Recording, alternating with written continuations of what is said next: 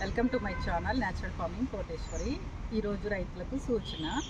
ఇప్పుడు వర్షం అనేది సకాలంలో పడట్లేదు కాబట్టి రైతులందరూ కూడా ఎల్నినో ప్రభావం ఎక్కువగా ఉంటుంది కాబట్టి వర్షం ఎప్పుడు వస్తుందో తెలియదు.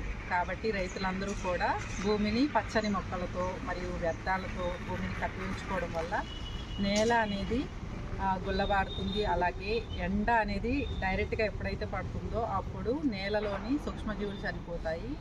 కాబట్టి రైతులందరూ కూడా పిఎండిఎస్తో స్టార్ట్ చేసి ఈ రబీ ఏదైతే ఉందో ఎండలకి నేల అనేది భూమి డైరెక్ట్గా సూర్యరశ్మి పడినప్పుడు నేల ఎవాపరేట్ అయిపోయి పైన కూడా నేల గాలికి కొట్టుకుపోయే పరిస్థితి ఉంది. కాబట్టి నేలని ఖాళీగా ఉంచకుండా పలు రకాల పంటలతో నేలను ఎప్పుడూ కప్పి ఉంచాలి. ఈ విధంగా కప్పి ఉంచడం వల్ల మన నేలలో తేమ కలిగి ఉంటుంది.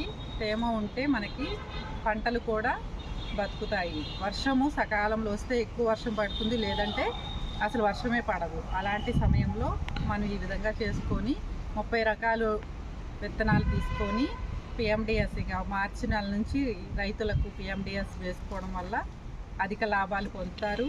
అలాగే నేల కూడా సారవంతం అవుతుంది. ఈ చిన్న సూచన రైతులకు. Thank you.